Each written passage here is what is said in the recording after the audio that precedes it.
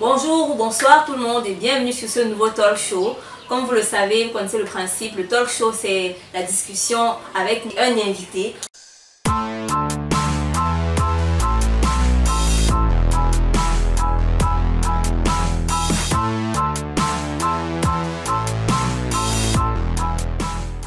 Et aujourd'hui, l'invité c'est Christophe Kouetché, un ami à moi, enseignant de mathématiques. Et le thème de la vidéo c'est... Est-ce que Christophe, tu peux nous dire le thème de la vidéo? Le thème de la vidéo aujourd'hui c'est comment se préserver jusqu'au mariage pour un chrétien, en bref. Ok, si c'est avec un partenaire, c'est pas évident toujours de maintenir ces pulsions, ces désirs qu'on a envers le partenaire. Et aussi, c'est pas évident de savoir exactement ce que la Bible en pense, ce que Dieu en pense, parce que les religions, mais l'Église ne parlent pas trop, ne met pas l'emphase sur ce domaine-là, sur ce sujet-là précisément. Donc cette vidéo, c'est pour nous éclaircir entre nous. C'est une discussion, n'oubliez pas. Vous êtes libre d'écrire dans les commentaires votre point de vue et vos questions sur le sujet. Donc Christophe, quel est ton point de vue sur la question? Je peux rappeler le thème, comment se préserver jusqu'au mariage pour un chrétien. Je précise qu'ici, on ne met pas de manière claire la précision sur de quoi on se préserve. Voilà, se préserver pour un chrétien jusqu'au mariage, c'est déjà éviter l'impureté, éviter les rapports sexuels, éviter les tentations du monde, voilà, tout ça. Les tentations, bref, tout ce qui a déjà trait à nos pulsions, tout ce qui a trait déjà à une vie sexuelle avant le mariage. Donc nous allons mettre l'emphase sur la sexualité dans cette vidéo. Voilà. Il ne s'agit pas de se préserver peut-être de l'alcool, de la drogue, ou de je sais pas moi quoi. Mais dans cette vidéo, c'est la sexualité entre deux partenaires. Essentiellement. Essentiellement. Ok. Mon point de vue, si je dois le préciser, c'est qu'il faut se préserver jusqu'au mariage. Un jeune chrétien. Why? Ouais, on est là pour ça. On est là pour ça. Eh bien, ce thème me concerne personnellement beaucoup. Je crois que c'est la raison pour laquelle je suis là. En ce sens que je suis, de par même déjà ma vie, un adepte à cette pratique. Voilà. Mais avant, la question on devrait se poser, c'est, avant de répondre le pourquoi, c'est d'où vient la nécessité même de se préserver. Parce que, imaginez un enfant à qui on dit, ne fais pas ceci, dès le bas âge, remarquez à la maison, c'est quand on lui précise même des choses qu'il ne devrait pas faire. Qu'il a le plus envie de le faire. Voilà, qu'il a envie de découvrir. Il est donc bon de préciser à l'enfant ce qu'il ne devrait pas faire en lui disant pourquoi. Oui, de manière même superficielle, quelles sont les conséquences des choses. Sinon, il devra les découvrir de lui-même d'une manière ou d'une autre. Le jeune chrétien sait, quand on est chrétien on le sait, le corps est le temple du Saint-Esprit. D'après les Écritures bibliques. D'après les Écritures bibliques. Est-ce que vous pensez que, est-ce qu'il est normal de vivre dans un domicile où on ne se sent pas à l'aise? Est-ce qu'il est propice de vivre dans un environnement agressif pour soi? Évidemment non. Parce que les relations sexuelles avant le mariage, la vie sexuelle active avant le mariage salit le corps du chrétien. Ça salit la maison de l'Esprit Saint. Le mariage lui-même c'est quoi? Le mariage, c'est l'union entre deux personnes qui s'aiment, voilà, et qui veulent construire un futur ensemble. Voilà. J'aimerais ajouter salir le corps. Je trouve que c'est un peu trop dire parce que deux personnes qui sont ensemble en général, donc qui sont amoureuses, ne considèrent pas. En fait, c'est l'amour qui les unit, tu vois. Ce n'est pas une intention néfaste ou une intention de s'assouvir ses propres désirs. Tu vois, ça peut être une intention saine. Oui. Tu vois, mais qui n'est pas forcément bonne aux yeux de Dieu. Oui. C'est ça la question justement. Est-ce qu'il faut privilégier ce que les Écritures bibliques disent, parce que je n'aime pas souvent dire Dieu, mais les Écritures bibliques, ou bien il faut privilégier la logique, comme quoi c'est non, on s'aime, il n'y a rien, on prévoit de se marier, on prévoit de construire une vie ensemble, qu'est-ce qu'il y a de mal à cela? Voilà, quel est le choix à faire? À la question de savoir qu'est-ce qu'il faut privilégier? Moi je dis, il faut être radical dans la vie, il faut prendre des décisions de façon radicale. Ça veut dire que quand tu te dis chrétien, tu dois savoir que voilà la conduite à suivre pour un chrétien. Même s'il n'est pas toujours facile d'y arriver, mais que ce soit ton objectif, suivre cette logique-là, parce que tu es chrétien, pas parce qu'on t'y a obligé, mais parce que c'est un choix personnel. Ok. Donc tu dois assumer les conséquences ou bien la responsabilité que ça engage. Sinon, ne te présente pas en tant que chrétien. Voilà. Et donc, je dis, on parle ici dans le cas d'un chrétien. Le chrétien, de par sa vie, a d'abord pour premier objectif d'être, comment on dirait, un parfum pour Dieu, pour son Dieu. Voilà. Je disais tantôt que si la maison dans laquelle l'Esprit Saint est censé séjourner ne lui est pas propice, lui est agressif, il va s'en aller. On verra quelles sont les conséquences quand l'Esprit Saint n'est plus là. Parce que c'est en réalité le fond de la nécessité de se préserver. Mais avant d'y arriver, je voudrais préciser une chose, c'est que le mariage ou alors les rapports sexuels sont réservés aux personnes qui sont mariées. Pourquoi est-ce que je le précise? Parce que la dimension d'un rapport sexuel est au-delà du corps, de la chair. Voilà, est tellement grand. Quelqu'un aura beau dire, moi, quand j'ai un rapport sexuel, je prends du plaisir, bon, ça s'arrête là. Je dirais non. Et c'est ce que ce dont je parle dans ma vidéo, les 11 raisons d'attendre jusqu'au mariage avant d'avoir des rapports sexuels. Là, dans cette vidéo, je ne parle pas seulement des raisons qui sont bibliques, l'ordre biblique, mais aussi des raisons physiques, physiologiques, mentales. Parce que lorsqu'on va en rapport sexuel avec quelqu'un, il y a un échange d'énergie entre les deux personnes. Donc c'est comme si la personne prenait une partie de nous et que nous on prend une partie de cette personne. Je ne sais pas si tu es du même avis que moi. Exactement. Je suis du même avis, d'autant plus que un rapport sexuel, échange d'énergie comme tu l'as dit, et aussi c'est une alliance. Oui. Oui, c'est très fort. Quand tu as un rapport avec quelqu'un, vous scellez une alliance. C'est la complicité. Arrêtons-nous au terme complicité. Tu es d'accord avec moi que quand on a un rapport sexuel avec quelqu'un, le moment au moins pendant lequel il se produit, vous êtes en complicité. Vous n'êtes pas au vu au-dessus de tout le monde. Vous avez choisi votre coin en commun d'un commun accord. C'est un échange, c'est une union, c'est une alliance. L'alliance se scelle devant une autorité. Une autorité quoi?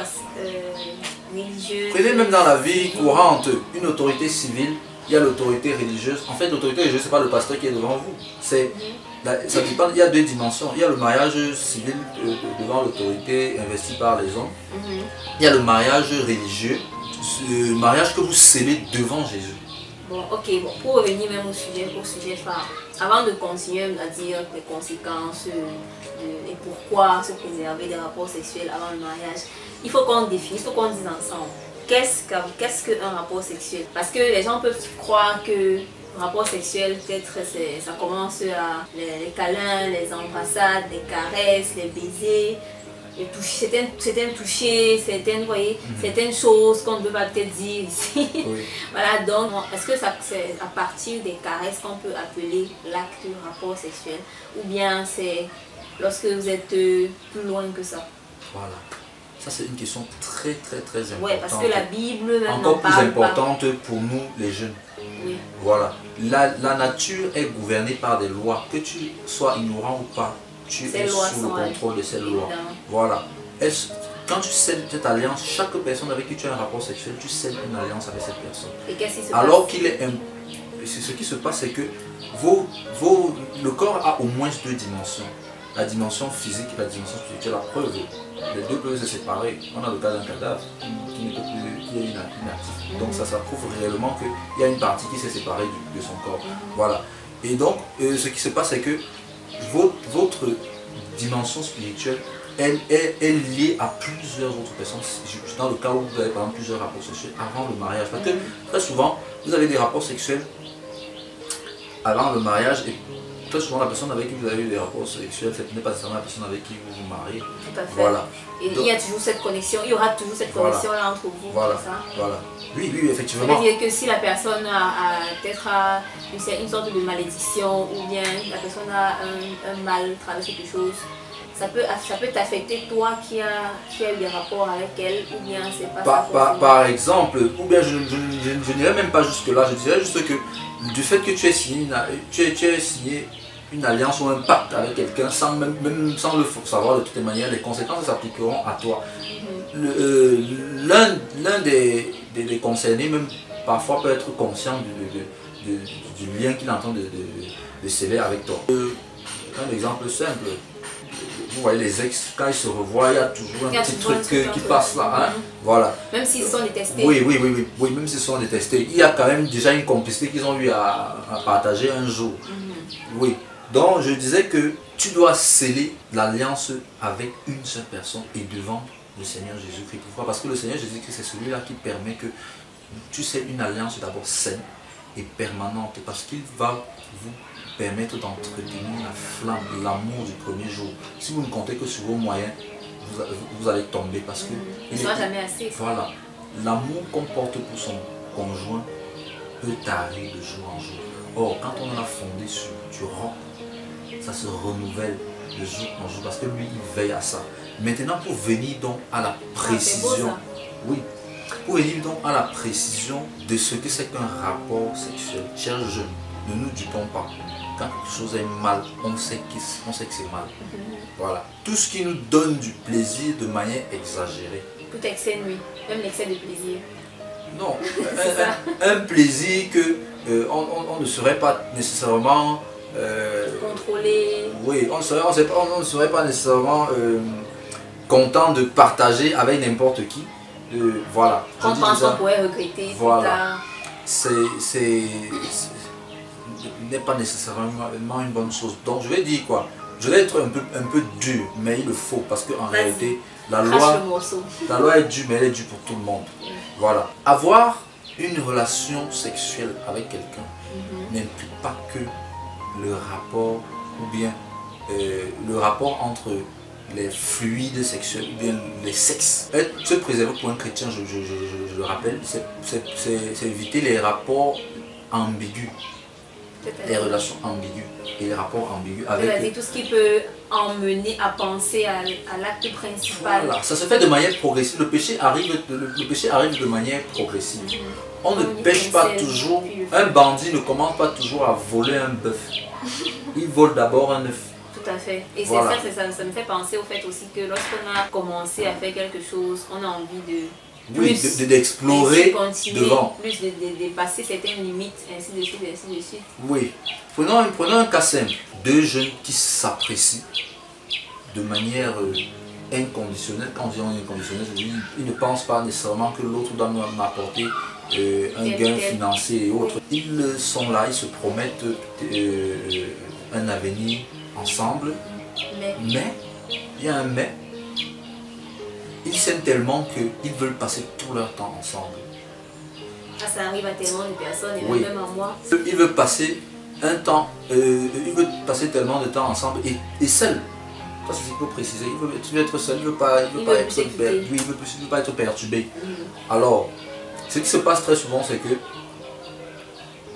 comme je précisais tout à l'heure, il y a une dimension spirituelle, une dimension charnelle. Et la dimension charnelle a tendance très souvent à occulter le raisonnement de la dimension spirituelle. La dimension spirituelle est très réservée, est très contrôlée, mais elle n'a pas toujours le dernier mot.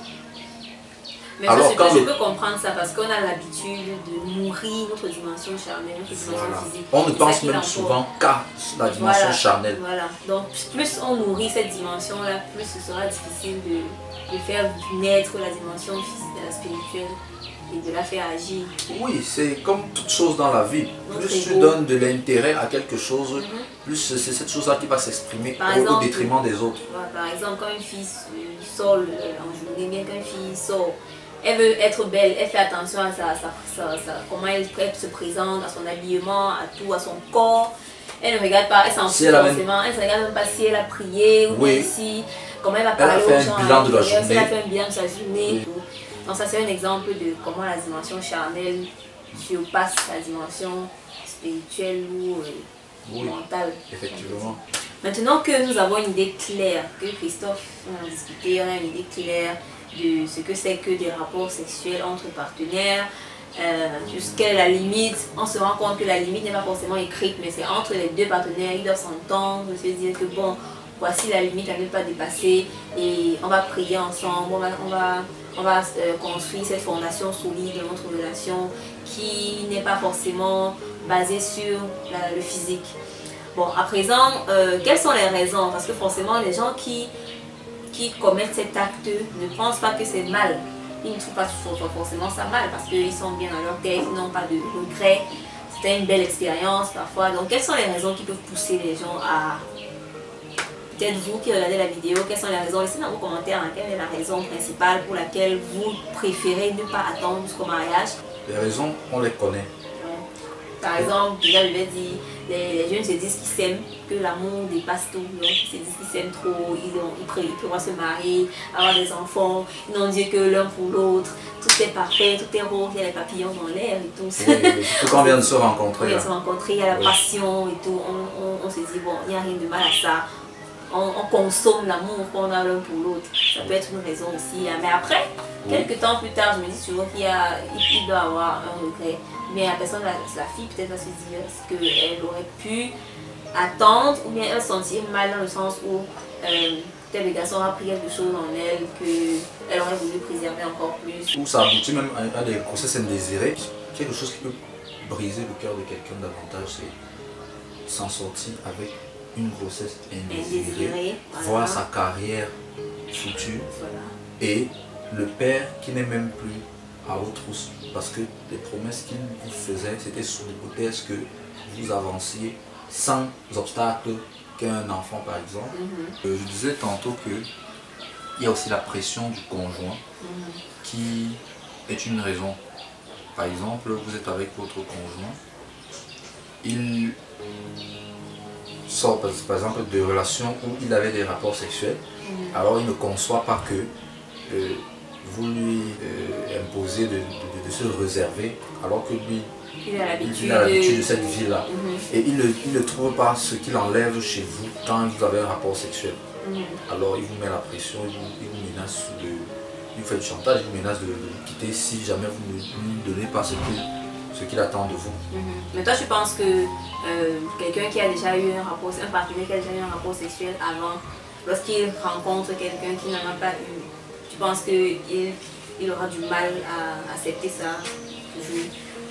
Tout part des bases qu'on se fixe et du fait que vous acceptiez des principes de progression que vous êtes fixés à vous deux. Ça veut dire quoi? Si la demoiselle qui n'a pas encore eu de rapport sexuel lui dit moi je veux pas de rapport sexuel, le gars est d'accord, ça veut dire qu'il accepte que la relation naisse et ça veut dire qu'il accepte que malgré tout ce qu'il a vécu avant, tous les rapports qu'il a eu avant elle, il accepte de rester chaste avec elle. Maintenant la question, est-ce qu'il pourra tenir? Voilà, c'est ça, ce sera difficile alors. Voilà, la question c'est est-ce qu'il pourra tenir? Même en situation de chantage, là, très souvent au départ on accepte, on dit oui on va fonctionner comme ça, mais après il te dit que moi j'ai essayé, ça n'a pas donné, ma nature est ainsi. Si tu ne veux pas, je vais aller voir ailleurs. Il y a d'autres filles qui se... Bref.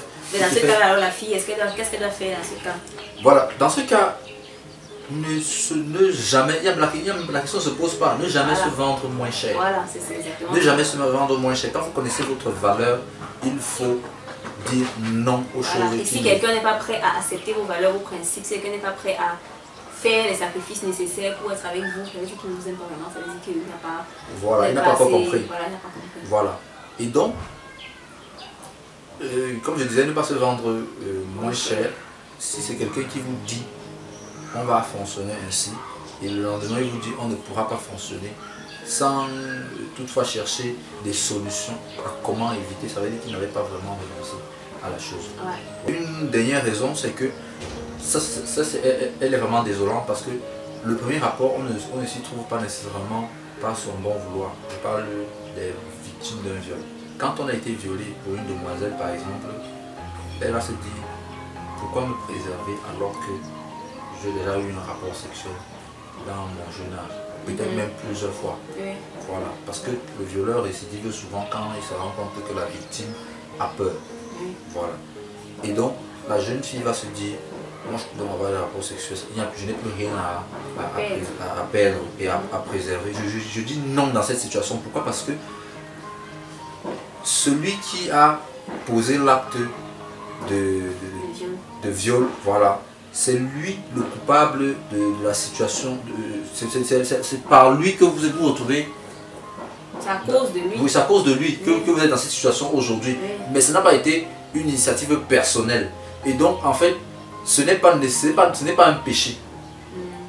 Ce n'est pas un péché. Au contraire, vous devez juste vous battre à lui pardonner et à renaître de vos cendres. Ça veut dire que vous faites la paix avec le Seigneur Jésus et vous partez d'un nouveau, sur une nouvelle base et vous vous dites que désormais ma vie, personne ne va m'imposer comment je dois la gérer. Voilà. J'ai décidé de ne pas avoir de rapport sexuel avant le mariage. Malgré ce que j'ai vécu. Voilà. Mais très souvent, c'est la raison que vont vous avancer certaines filles de rue.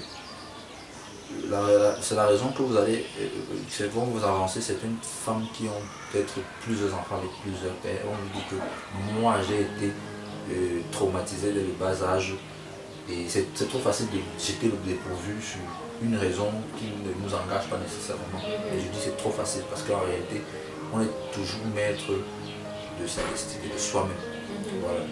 Dieu en nous créant nous a fait maître de nous-mêmes. Il aurait pu nous créer et dire que bon, toi tu vas me suivre, toi tu vas me suivre. Non, il te laisse la liberté de le choisir. Ouais. Voilà. Donc voilà quelques raisons. Il y en a sûrement, ils vont développer vous pouvez compléter en commentaire. Okay, ça veut dire qu'on peut récapituler ce qu'on a dit dans la vidéo. Bon, pas vraiment récapituler, mais donner des conseils directs en quelques phrases seulement. Conseils directs aux filles comme aux garçons, comme aux couples. Quel est ton conseil? Quels sont tes conseils? Donc, comme conseil qu'on peut donner aux uns et aux autres déjà, c'est d'abord en l'endroit des demoiselles, les jeunes demoiselles. Les demoiselles, moi je parle en tant qu'homme. Nous, on aime les personnes qui nous mènent la vie dure. Je m'explique. Mener la vie dure dans ce sens que tu abordes une fille, tu as des projets, vu le comportement que tu as rencontré chez cette fille. Tes projets ou bien ton ambition de cheminer avec elle est d'autant plus grandissant quand tu te rends compte que c'est une personne qui est ferme à ses principes. Elle ne se laisse pas faire. Elle ne se laisse pas faire. Facile, quand elle prend des décisions, quand elle dit que pas de sexe avant le mariage, elle ne le dit pas que de lèvres. Elle applique sa vie, va dans ce sens. Elle vous aide même vous, même si vous aviez rencontré, même si le garçon avait déjà eu à avoir cette vie-là avant, elle vous aide même en tant que chrétien à comment est-ce que tenir. Dans vos conversations, elle vous donne des conseils. Et en faisant cela, la fille va se faire plus respecter même de son partenaire. Oui, c'est le but. C'est le but. Encore que, comme tu l'as dit, aucun homme n'aime les femmes faciles. Il y a les filles faciles. Bon, les filles faciles sont faites pour un plaisir de quelques minutes, quelques secondes. C'est la transition, comme on dit souvent. Voilà. Et donc, maintenant, à l'endroit des autres, des uns et des autres, éviter le suivisme. Oui, les garçons, beaucoup plus aussi, mais ça concerne aussi les filles. Hein. Éviter le suivisme, éviter de faire des choses parce que vous avez vu votre ami faire. Des gens peuvent vous faire lorgner une belle vie, une vie de joie, alors qu'en réalité, elle souffre de l'intérieur.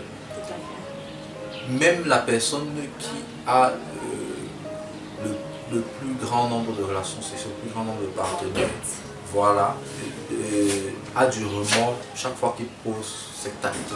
Oui, et ça rejoint le conseil que moi aussi j'aimerais donner, c'est qu'il ne faudrait pas que ce soit un garçon ou une fille ressente de la pression d'autrui, de se lancer dans quelque chose qui n'est pas en accord avec ses principes.